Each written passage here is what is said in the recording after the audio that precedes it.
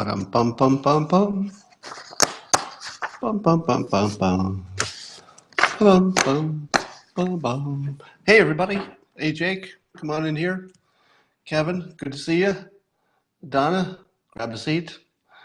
Kafefi 2020, always a pleasure. Todd, Brian,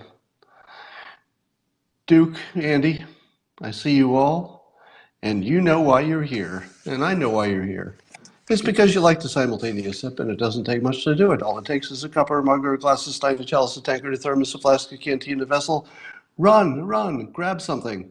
Put a liquid in it. I like coffee. And if you're ready, you can join me for the simultaneous sip. It gets your dopamine going. It's the part that makes your whole day better. Everything's better after the simultaneous sip. Go.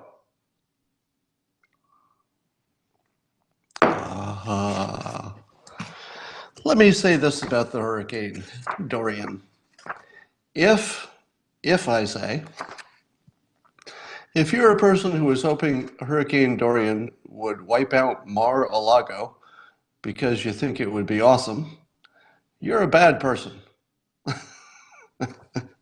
That's all. That's all I'm going to say.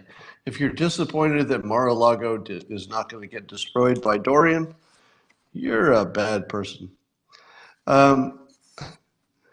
Let me give you an update on fentanyl China. As you know, China is the number one exporter of fentanyl to this country, generally through Mexico. Now, we have some competing information on this story. You will decide what is true and what is not. So a Border Patrol official testified that the flow of deadly fentanyl from China has dropped precipitously. That sounds good, right? So the flow of deadly fentanyl from China has dropped a lot. Do you believe that? What does that mean when we just captured enough fentanyl from China in Virginia, I think it was, that would be enough to kill 14 million people? And what about what was it, 25 tons of fentanyl that we just caught off the coast of Mexico? That was from China. Are we counting those two gigantic shipments that we caught as part of this precipitous decline in shipments? I have some questions. I don't believe it. So here's something else. So President Xi said that he would do something to stop the fentanyl trade. He said he would make it illegal, make it a capital offense. And apparently there's some activity along those lines. So Liu Yujin, a narcotics commissioner, vice commissioner, a narcotics commission's vice commissioner, so this is an official from China, told reporters that in May, China began regulating all fentanyl-related drugs as a class of controlled substances. So I don't know if that's enough. Does it count that they changed the law to take care of all the analogs, the things that are like fentanyl but just slightly different, so that before they used to be legal because they were slightly different, and now they're illegal? Is that enough? And Liu, Chinese officials, noted that fentanyl deaths continue to rise despite increasingly strict controls on the Chinese side. Well, is that true? Are there increasingly strict controls? And Liu said that no fentanyl smuggling cases have been discovered between the U.S. and China since the new measures were implemented. What? And as the article notes, this was on CNN, I believe, that, like I said, officials in Virginia just found a whole bunch of it that they captured from China. So it sounds as though China is pretending to do something but not doing something. They're probably just shipping it through third countries. So in other words, if they say, "Oh yeah, the shipments from China to the United States are way down," they might be way down. but they're way up if you count the stuff they ship to Mexico that Mexico ships here. But here's the canary in the coal mine. You should ignore everything that's said on this topic until this one person, I think his name is Zhang, is dead. Yeah, Zhang. I don't know if I'm pronouncing it right. Zhang. He's the biggest fentanyl dealer in China. We know his name. The United States has named him as the guy. And as far as I know, he's still alive. If he's still alive, the biggest fentanyl dealer in China, they're not doing anything. I want to see a story, a reliable story, that says that guy, by name, is dead, that he's been executed. Because if it's true that they've changed the laws to make it a capital offense, and that's not clear, it's not clear that they've changed it that much, then that guy should be dead by now. China works fast.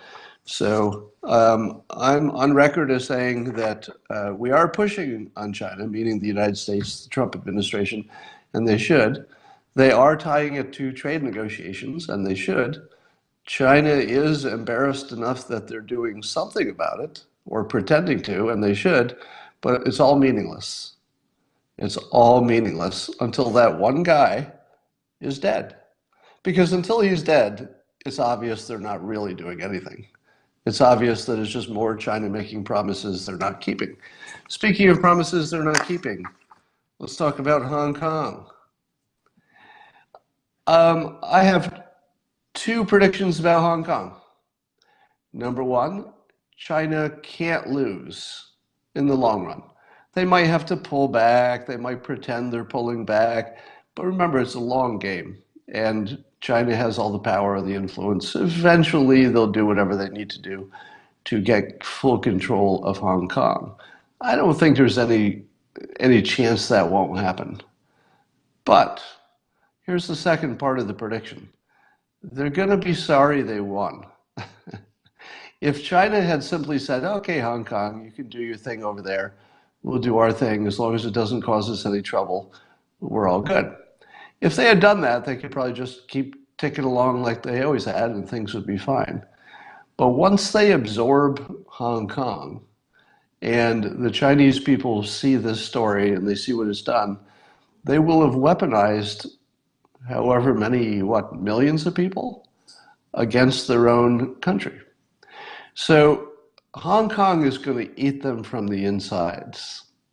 I think that their system is in a lot of peril now because once they do get control of Hong Kong, and they will, it might be in a year, it might be in a day, it might be in 25 years, but they will. Eventually they will. They just have too much power and influence for that not to happen eventually. But it's going to take them out. It's going to change their system. They're going to choke down Hong Kong, and it's going to kill them over time because it's going to change the psychology within the country in a way that you can't put that back in the bottle. All right.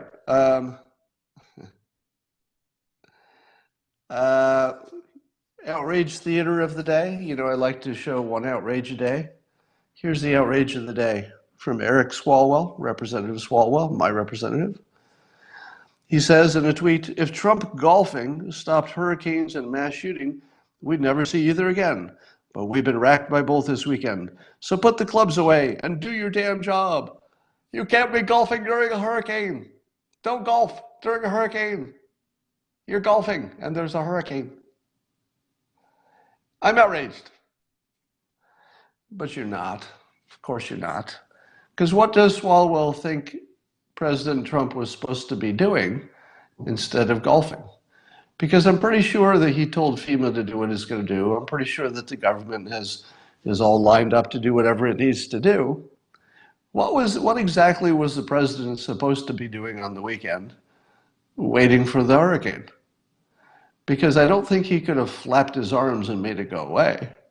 So this fake outrage that somebody taking the weekend off, no matter how often he does it, I'm pretty sure taking the weekend off is a good thing, not a bad thing.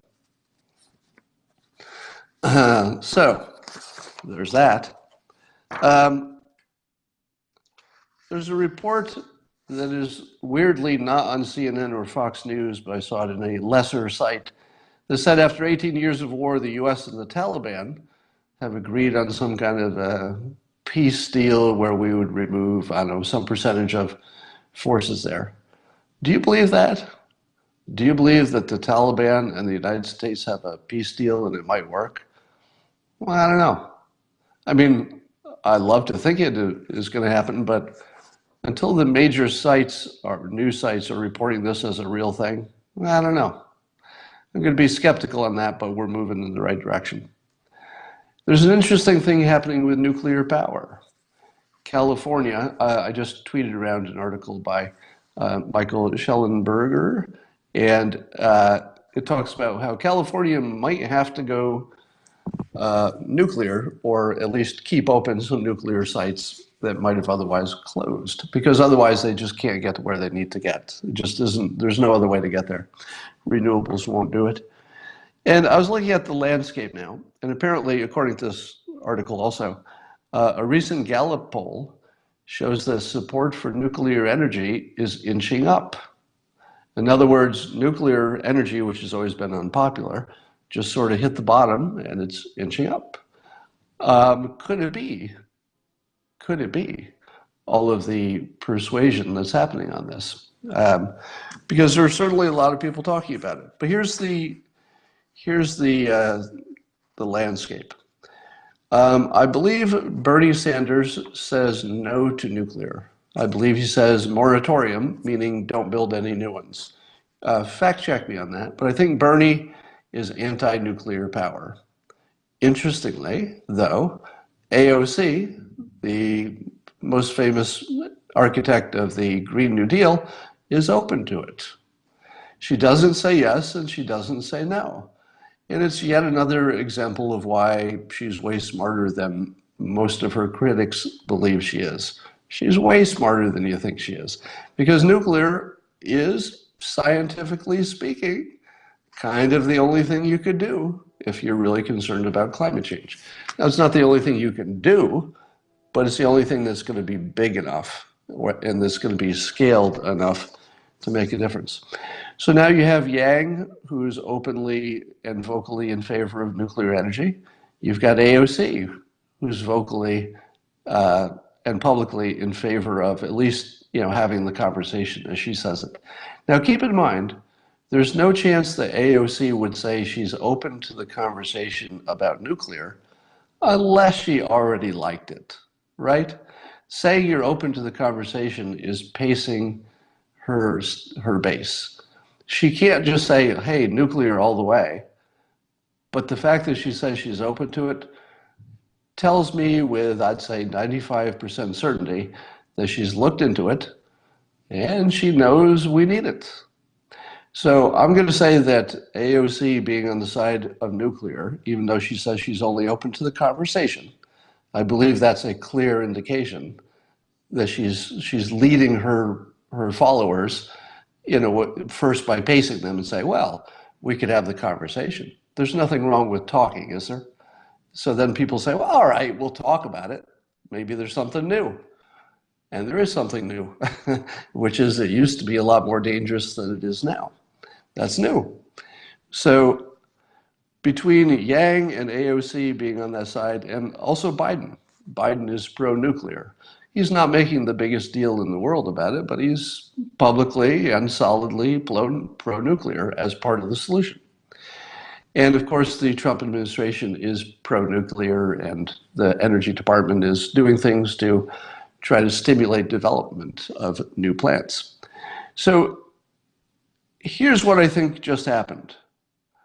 I think public opinion just turned a corner. Because, it's hard to pick out a turning point when you're in it. Usually it's more obvious, if you're looking at the history. If you look at the far history, you can tell where all the turning points happen because, you can just graph them. But I think we just reached, and I mean just as in 2019, a turning point where there's something like well, there's a majority of the Republicans are already pro-nuclear, and the most important voices, or at least the ones considered the youngest scientific, rational voices, AOC and Yang, and even Biden, are pro-nuclear. So I feel as though we've turned a corner, and that something important is going to happen with nuclear, and probably pretty soon. So there's that. Let's talk about gun control. I've heard it said that the United States is really two countries.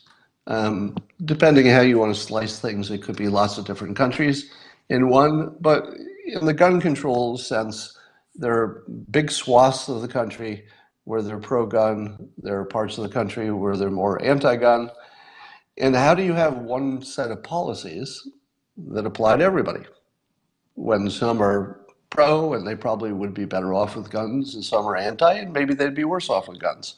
So what do? Here's what I would do. Here's my proposal for gun regulation. Are you ready? I think the federal government should draw up a number of proposals that are complete. So a number of proposals on gun control that are complete proposals that the federal government then does nothing with. So I'm not asking the federal government to pass any laws. None. Zero laws. I'm asking the federal government to create some standardized, suggested laws for the states. And what makes it more powerful is that they would be complete laws. In other words, smart people would look into it and they'd say, all right, background checks. What's the smartest thing we can do with background checks? Maybe it includes doing something with the gun shows and having background checks there. Apparently, 90% of the country is in favor of that. But what if there's a state that's not? What if there's a state that doesn't want to do that? Why not give them the option? Why not have the federal government come up with a set of standardized state-friendly regulations that can be approved by any state or not approved by any state, and then just see how it goes? Now, I know what you're saying. The motivated people will drive across the state border to do whatever they're going to do. Yeah, but I think we would be able to pick up on that over time. In other words, we could interview criminals and mass killers and say, where'd you get your gun? We can usually figure it out. And we would find out if the only thing that happened is that nothing happened. People just went across the state line and nothing changed. That might happen. But generally speaking, whenever you introduce friction, people do change behavior. So I would expect that anything with friction would change behavior. So I would take the federal government out of the business of passing laws because they can't. Apparently, our federal government is not capable of passing laws about guns because of the politics, the NRA, etc. But they're certainly capable of putting together a set of standardized, suggested policies. Different states would adopt different ones of them and maybe tweak them a little bit, but you'd have a standardized set of smart things to do. And then you would be using your states as the laboratories of democracy as they were intended. The states, far more capable of passing laws, would say, all right, we passed this one. This other state on the other side of the country did not pass it. Let's see how we do. Let's see if this new law makes us have fewer problems over the next 5 years compared to the other states. Now, if you do this, you have a system which everybody can love. Yeah, it's a system instead of a goal. And of course, there's no end to how much you could keep improving these little suggested changes. But I think states should get every opportunity to vote on a set of restrictions for themselves. And other states may say, we don't need it. Now, here's another thing that I was looking at on gun control. I didn't realize that that almost half of see, half of people or half of gun owners, I'm not sure. But there's a lot of support for a mandatory buyback of all assault weapons. When I say a lot of support, something like half the country supports that. Now, that's not nearly enough to make something happen. And probably the majority of you on this Periscope are saying, good, we don't want it to happen. We don't want some irrational buyback of AR-15s just because they look scary. So I get that. But how about this? Would you be in favor of, instead of a buyback, just changing the laws about who can own one? So I made some off the top of my head suggestions the other day. Suppose you said you can get an AR-15 if you have experience in the military or law enforcement. So you already have some credentials as a person who can handle a gun.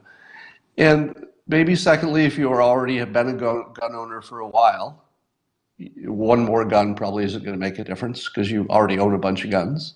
So maybe that's an exception. And maybe over 50. Yeah, veterans, etc.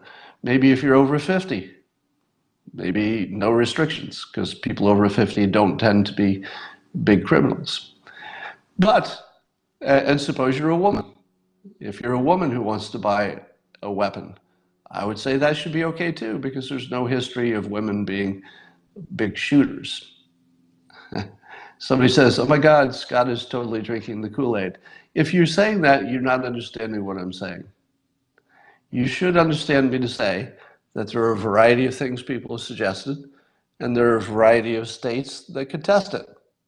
What I'm not suggesting is that everybody have their guns taken away.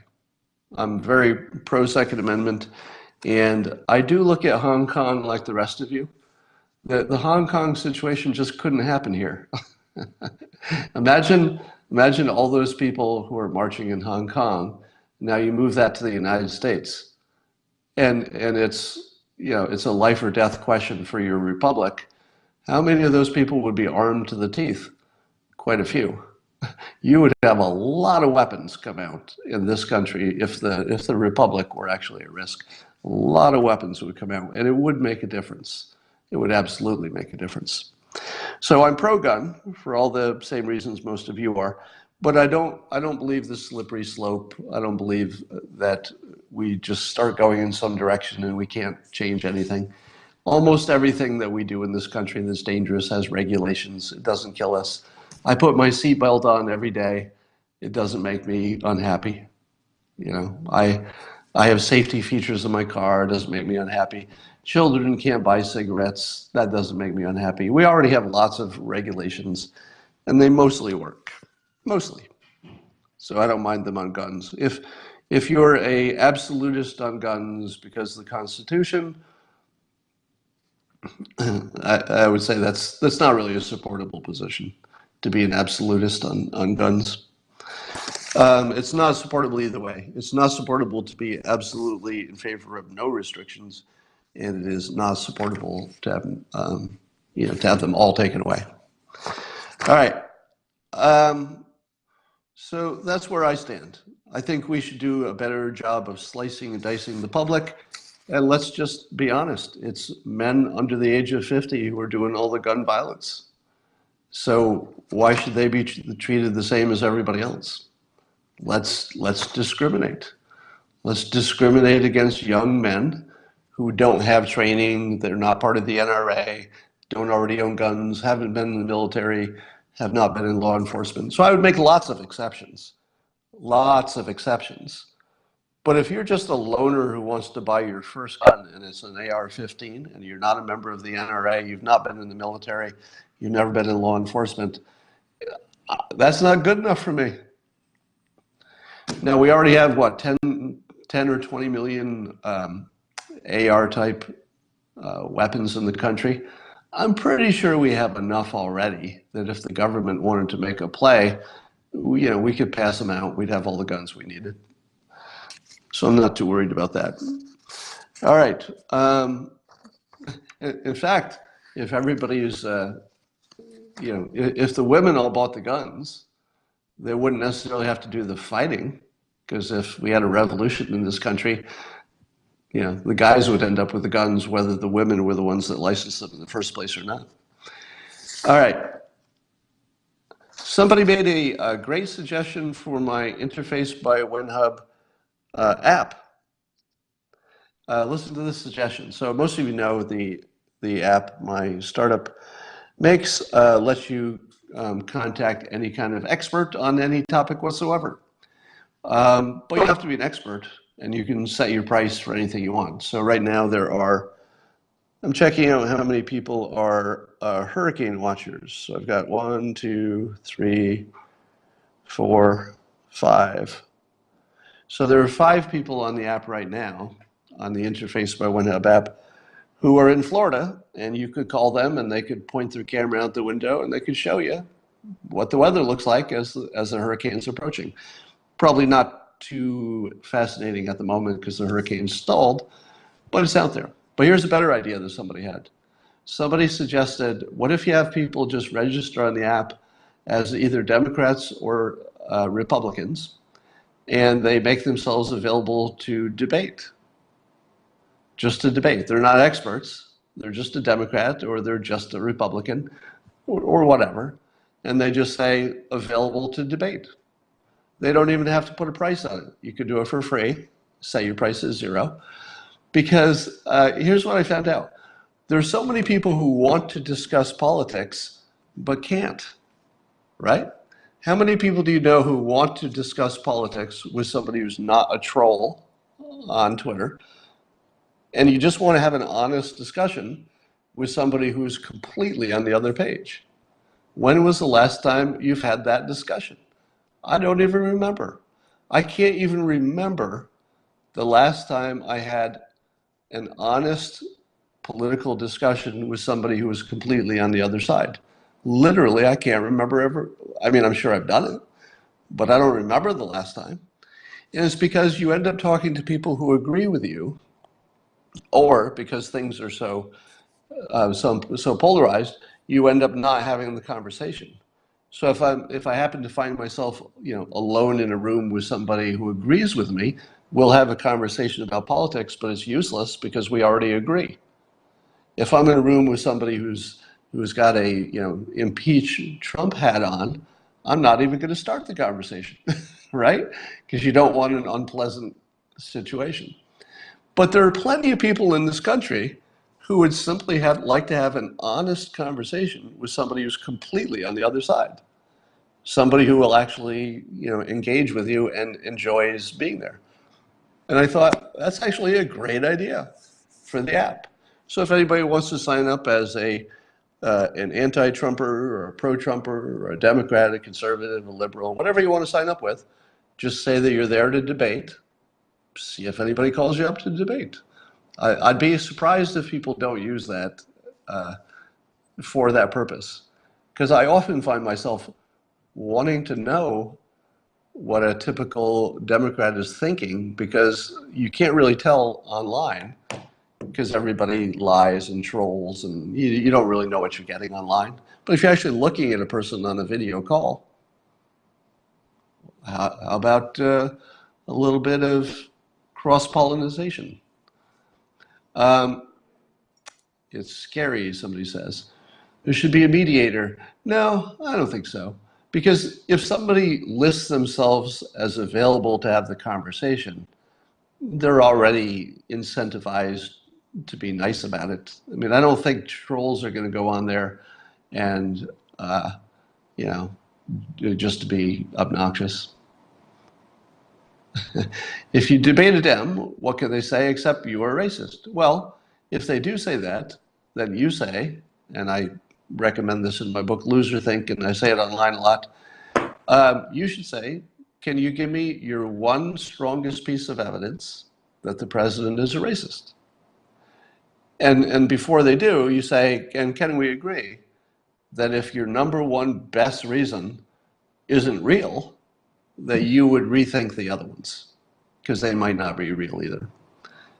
Because usually they'll come up with whatever their top thing is, and it's usually not real. So I just say, doxing rules. Somebody's talking about doxing rules, and I don't know what that's about. Within the app, you don't have to give your identity away or your contact information. So you can have a conversation on the app. Well, actually, you should give away your identity, your name, but not your contact information. You don't need to do that. We do that behind the scenes. So we connect you, but you don't know how to connect with each other unless you tell each other. Can you rate the experts? Yes, you can. You can rate the experts. Ted Cruz said he'd be happy to talk with AOC. She said, yeah, we can live stream so people can hear your BS. Did that really happen? AOC and Ted Cruz talking about actually live streaming a debate? I would love to see that. I would love to see Ted Cruz and AOC have a debate, as long as there was no time limit. If they could just live stream that thing and just chat it up, oh my God. In fact, they could do it. Here, let me make a better idea. They could pay-per-view that thing for charity. AOC and Ted Cruz could have a live stream debate in which you have to pay something to watch it, and donate that to charity, like let's say veterans charity or wherever makes sense, or maybe helping. How about donate it to helping the families on the border? How about that? How about a pay-per-view debate between Ted Cruz and AOC, and the proceeds of that go to help families and children at the border who are in a bad situation? Who could say no to that? Now, here's the reason that I love this idea. Ted Cruz, whatever you think of him as presidential material, he's one hell of a good debater. Have you ever seen him, doing his congressional stuff where he's interviewing somebody in public? I think he's one of the top 3 Republicans who can do that sort of stuff. He's really good at that. AOC, also amazing at her public communication skills. Now, which of them has a better grasp of the facts?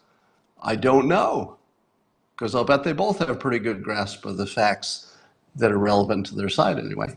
So I can't think of something I would rather watch. You could make it one topic or multiple topics. I would prefer that they did it with, let's say, pick 3 topics. Let's say immigration, gun control, climate change. I think it's better if you limit it to something so that they don't just talk forever.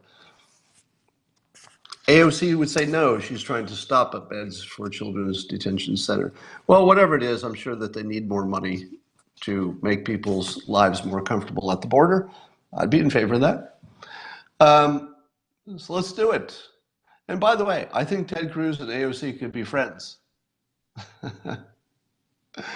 I think she could actually be friends. Now, those of you who are anti-AOC, I hear you. I hear you what you're saying. I'm just saying that you're wrong. Cruz is a Mensa member? Is that true? I wouldn't be surprised. He seems like he's Mensa quality. Joe Rogan as moderator? Yeah, could be, but you know what? I think they wouldn't even need a moderator. You could do it without a moderator so long as they both agreed to let the other one have some time to talk. And I don't think they would go into it thinking that they were just going to shout over the other one. I mean, I imagine that they would both be smart enough to know there's no point in doing it unless you're really going to let the other one talk. If there's no time limit, you can let the other one talk, make your notes, address all their points when they're done. I don't know that they need a moderator other than maybe an introduction. I'd be happy to do it myself, although Joe Rogan would be better. All right, that's all for now. I'll talk to you later.